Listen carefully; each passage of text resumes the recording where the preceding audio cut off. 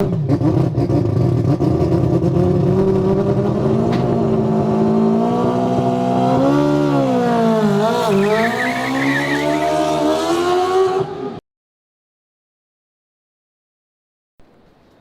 is the new old baby. Christian's butt just sitting in the back of the shot.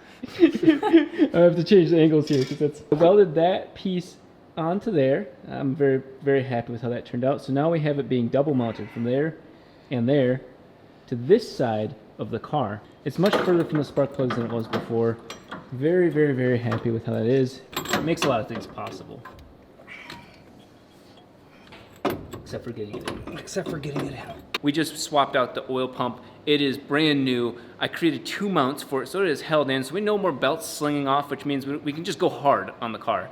And that's what we're about to do right now. We're gonna fire it up for the first time with the new oil pump. I'm gonna be watching oil pressure first, so prime it a little bit. I filled it to the top, of course, with my lovely, beautiful Valvoline VR1. Hopefully it turns over a while before it fires up, because the longer it turns over, the more we can get oil circulating through the car.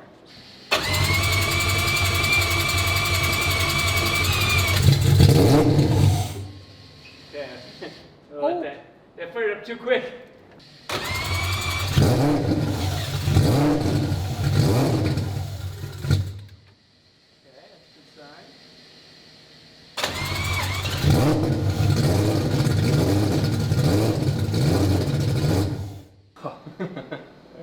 Right up, fires right up. That's as easy, that's all it takes. Last minute of 7 day, we got everything else running. Let's see how much let's see how much oil pressure this thing can make at idle. We'll take it outside, warm it back up.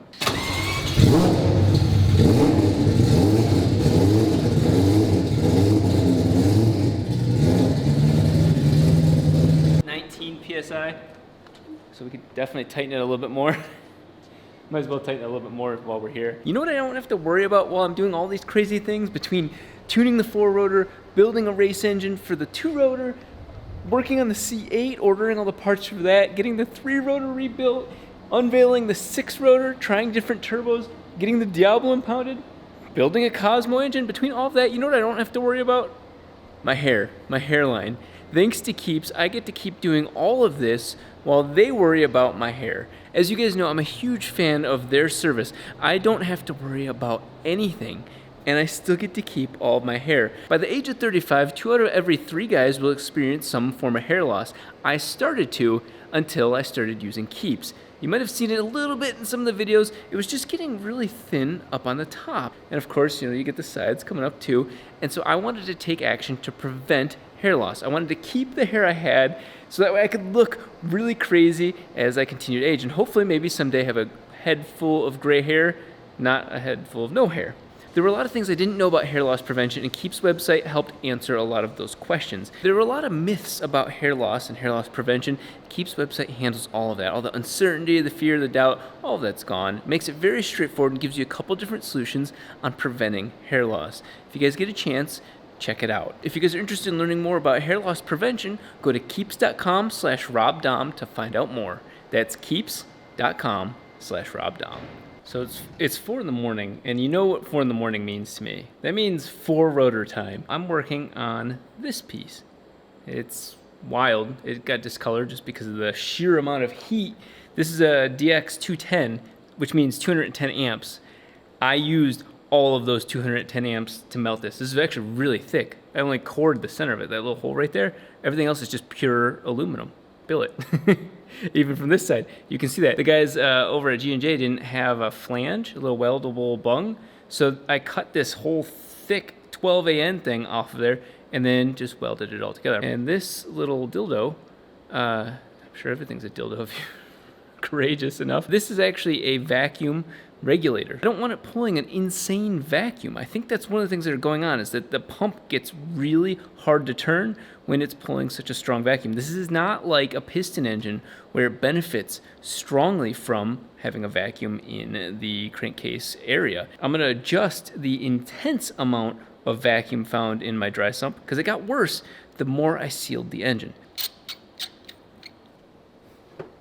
So it goes on the top of the front cover right there. I hate that blue so much, but that's all that was available at this moment. I made sure to start and end my welding on the back bottom side. I'm gonna hide the welds, the bad ones. Well, start and finish are on the back side. So that I feel like a fabricator actually thought that through. That mixed with my oil pump front mount piece right there, that's only tacked in, but it is very thick steel. I think it's 1/8 inch or 160.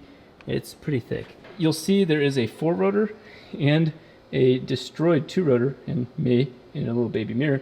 Those two are here for a good reason. I don't know if you can see this before or after, but that is exactly what you think it is. It actually looks smaller in this shot.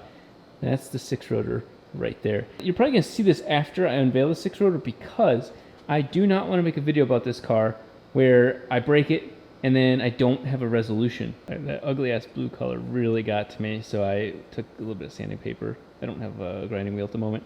This little chode is ready to go into the car. I think I'm gonna be live streaming the 6-rotor unveil tomorrow. I want to do something really fun for the audience that they don't expect. One of the first things that you don't have is tension bolts. That would be a 4-rotor length. That's 2 rotors welded together. I'm gonna add another 2-rotor and make a 6-rotor welded tension bolt.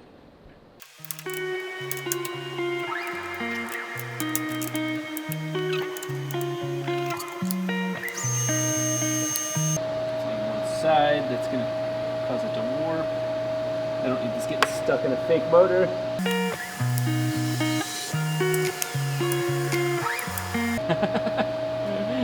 Almost there. Just going to convince it to not warp as much.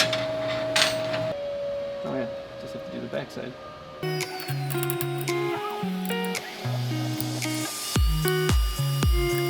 So not close. These are purposely the naturally aspirated version of a rotary, so they're much thinner than the turbo or even aftermarket ones, and they can be bent. Not the worst. Definitely not precision, but it'll work. That's what a 6-rotor bolt is gonna look like, or stud or whatever. It's gonna be that long. To get you guys up to speed on the 4-rotor, there is the rear drive shaft. I finally sheared it. We all thought it was going to be potentially the weakest part of the car, and it held up to all of those dyno sessions, all of the burnouts, everything, and then just let go while I was in the driveway. There you go. You can see the failure right there. That is a wonderful failure point. Let me tell you why. Nothing broke off, nothing shattered, nothing kinked. It didn't wreck anything else in the drivetrain. If anything, that was a ideal weak point in the insane, never done before all-wheel drive drivetrain system. That's a very big positive for why to use carbon fiber, but we're gonna need a little bit more firepower. I want to introduce you guys to my new friend, Mr. Beefinator 3000. This is a 3-inch, 3 or 4-inch. It's bigger. It's lighter, it's made out of aluminum ends, it's bonded even more.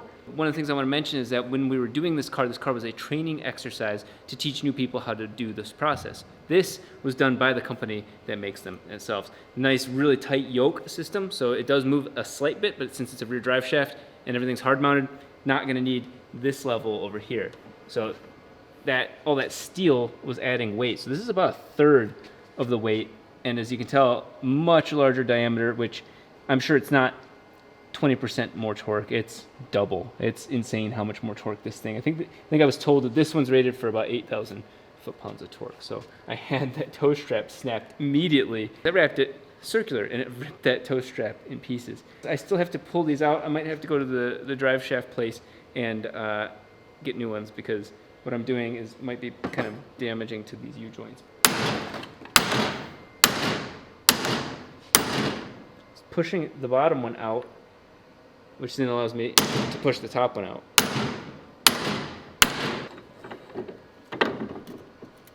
I'm sure one guy watching my channel is actually a pretty solid drive shaft expert and is laughing at what I'm doing. It's very rare. This is not a very common thing, obviously. I'm gonna have to do some things I don't want to film, so this may be in pieces in a couple of seconds. You'll see. For the sake of transparency, took a chisel and held it in where the race wasn't. You know, like out here is where you don't want to damage. And I held it against the cast body and then just hit it until it split this one down. And so now we have one all the way up, one all the way down. And this is probably actually the worst part, but I'm actually going to film it. I'm going to go ahead and do a magic trick. Oh my god, that might actually work. Oh, oops. It left some turds. There is part of a U-joint. Now I can pull this one all the way up, take the turds, put them back in the box. Drivetrain stuff, guys, is just its own world. Let's see if I can pick that up. This is the only special tool I used, and that was to go with these rings, just so you guys see. But once you have one side out, boom. There we go. We're gonna take two of these little nubs, put them onto the new drivetrain, like that, and then we'll put the piece where they connect onto. You can see what I'm gonna do. I'm gonna put both of them in, and then all I'm gonna do is take this and really put it in a press, and then push them down onto there. And then there's these little rings right in here. That's where these go to prevent them from popping back out. Just took a C-clamp, a clamp, and brought them in until this thing is actually between both of them. Now I can put it in a press and press it all the way down. At least it gets it flat. Take this little guy. Now we push these in. Squeeze it like that. Kitty.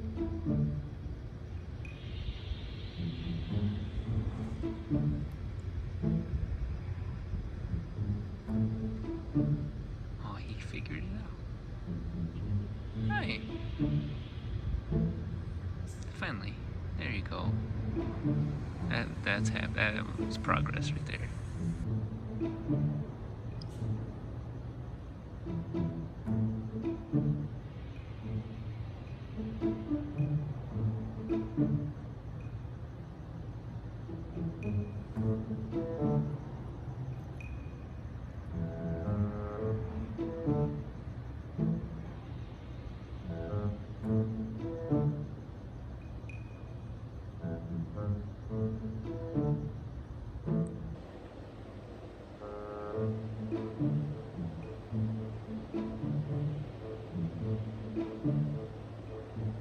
So I just adjusted the oil pressure regulator that's built into the pump. Because it'd be very hard to do that while it's outside and dark and all that, I decided to do it in here and adjust it because we already know it needs to go up. Get it to like, I don't know, 40 PSI maybe? It depends on what it is at the top end. We want definitely a solid 120 at the top end, so we'll figure out whatever we have at the low end. We now have the rear drive shaft is installed. That was actually kind of surprisingly difficult because there's not as much give and take. So with the rear drive shaft installed, so I'm gonna fire it up and pull it back. Come on, baby.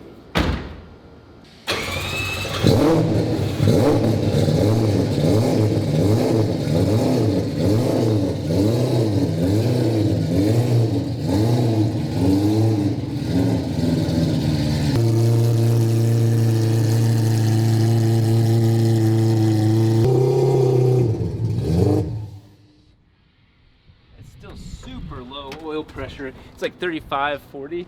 Not enough.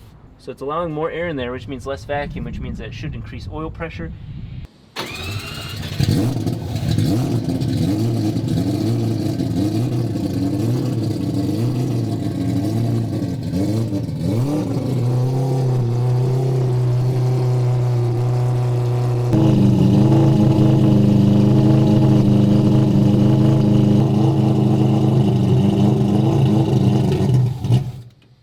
Pressure's way up. Like we're still at like 35 psi just at idle, but it goes up to about 60 at 3,000. So we might be in good range. I want to get it higher, like higher at the low end and lower at the high end.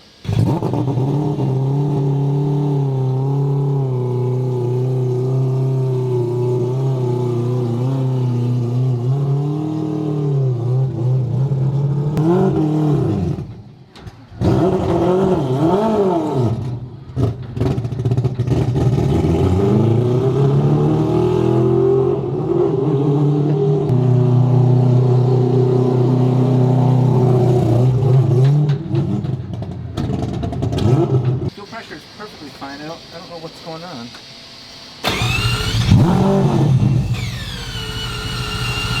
We're gonna push it back. Something sounds weird. We'll diagnose, look at the logs. Let's not try and rush it. We just tightened the fuel pressure regulator. Oddly enough, that had issues. Somebody just got shot. Okay, here we go.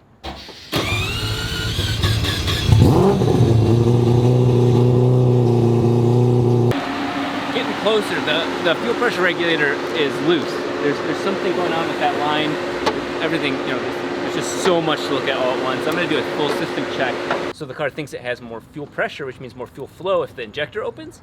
So it's not opening them as much, causing it to go lean, and that's what you're hearing happen. The more I rev it, the more pressure it thinks it has. Found out that the fitting on my pressure sensor, the important IMAP, the pressure for your engine, was leaking completely, and it was putting pressure on the ECU, causing the sensor to blank out to nothing. So we're taking that pressure off, replace that fitting. Multiple problems. Oh, if you take off, don't run over the tuna. I think the cat's dragged it out though. Okay.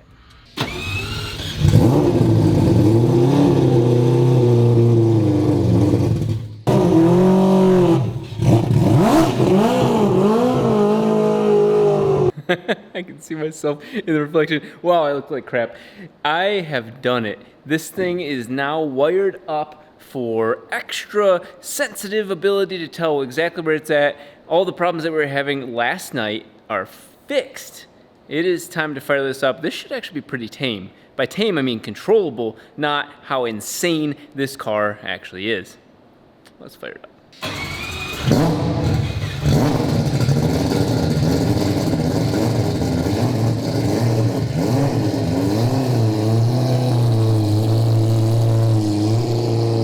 Both just fire right up, but this one has been one hell of a journey for me, and I'm going to try and crack it. I've got the new spark plugs in here. I've got the new oil pump set up. Everything's working except basic issues. I don't know if it's because it might have been because I was running out of fuel, so I added fuel. I don't know. We got some diagnosing to do. That one fires right up and runs perfectly, even though it was one headlight up. I may have to drop the phone quickly for what I'm about to do, but I want to show you guys my progress. New intercooler. We're about to put in a new CDI, which is a new ignition system. I'm so excited I can't even talk. And I've been tuning this because it's so different. So you're not gonna be able to hear any of my talking, maybe a little bit of screaming once I turn this on, but let's see some results.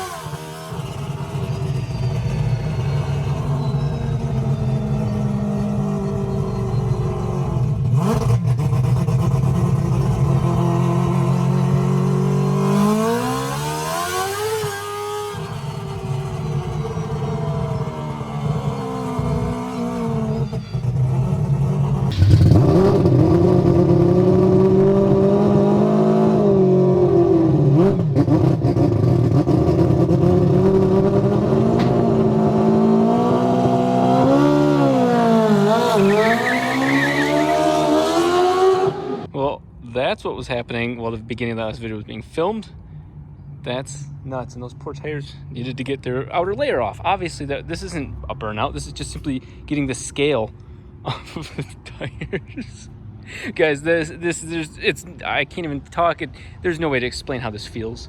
I can't explain it. This car is stupid, is foolish. This has been one hell of a journey. For every video I've made, I've probably have about 10 hours of tuning this car. This is unlike any other car you've ever imagined. It's unlike any other four-rotor you imagine. I don't mean better. I do mean it's actually really damn good, but I don't mean better because everybody goes to what's called peripheral port and simplifies all the issue. This has been a test of ability that I don't have yet. I've acquired now, but oh my God, we're finally into boost. This thing builds boost. It has 0 PSI, my favorite number, by 2,800 RPM. And I let off. It straight was like, whoop, you can look at the logs. It's just straight up. The boost is there. We finally have it. I found it. I know where it's at. It's coming out to play.